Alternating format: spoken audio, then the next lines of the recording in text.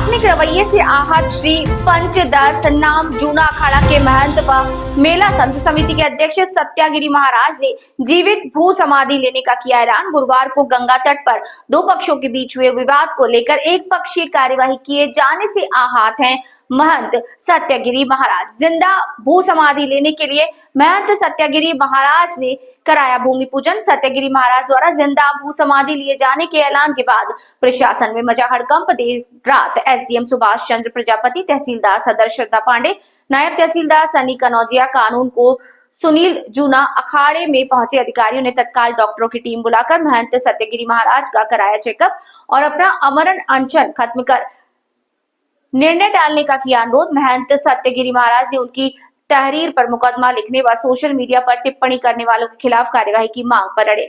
महंत सत्यागिरी महाराज ने बताया कि सोमवार सुबह 9 बजे से पूजन की गई। भूमि पूजन पर समाधि के लिए गड्ढे की खुदाई शुरू कर दी जाएगी। मामले पर एटीएम सुभाष चंद्र प्रजापति ने बताया कि विवाद को सुलझाएंगे। महंत सत्यागिरी महाराज प्रतिष्ठित संत हैं। कादरी गेट थाना क्षेत्र में पांचाल घाट गंगा तट पर लगे मिनी कुंभ मेला श्री राम नगरिया में जूना अखाड़े का मामला। तो समाधि लेने का ऐलान किया है, प्रशासन को जानकारी दी है, क्यों समाधि लेंगे आप? संत समिति अध्यक्ष जूना अखाड़े से महाराज सतगिरी। एक छोटा सा मामूली सा एक बवाल हो गया था, जिसपे जूना अखाड़े के लिए बुरी तरह से गाली गलौज किया गया था। तो मैंने भी सुना, तो मैं मौके पे पहुंचा। मैंने बालाजी साउंड पे फ़ोन करके पुलिस के लिए अवगत कराया कि वहाँ पर झगड़ा हो गया है, आप पहुँचे। जब तक मैं पहुँचा मैंने 3 बार अनाउंस कराया।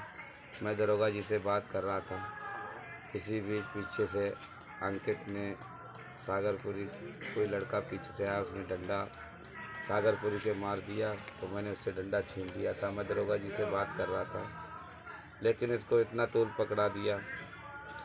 कुछ हमारे अपने को हिंदू संगठनवादी नेता कहते हैं, सनातन धर्म की परिभाषा नहीं पता है और अपने को हिंदू संगठनवादी कहते हैं।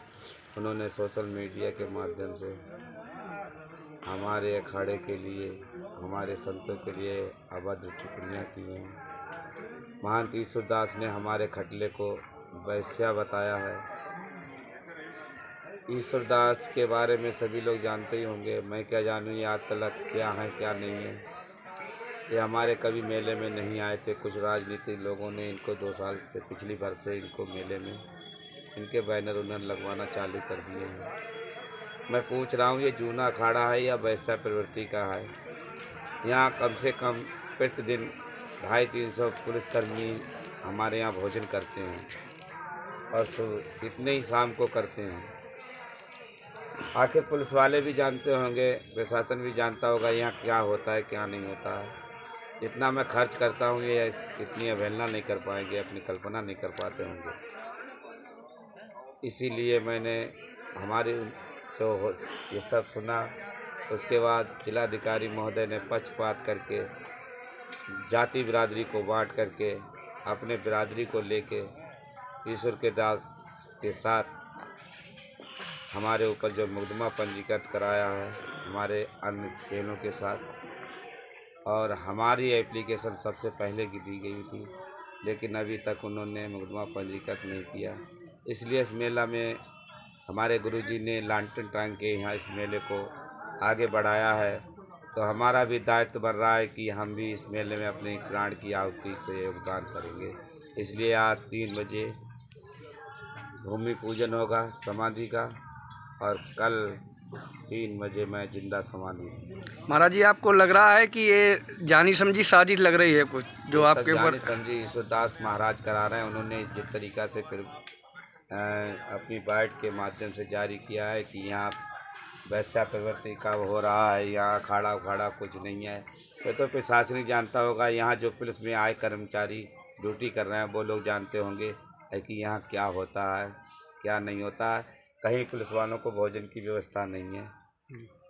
मैंने देखा था कई वर्षों से, उस समय संतोष मिश्रा जी थे यहाँ कप्तान साहब, उसके बाद अशोक मीणा रह रहा है, विकास जी रहे, उसके बाद एक कप्तान साहब आए, इनसे मेरी मुलाकात नहीं हो पाई।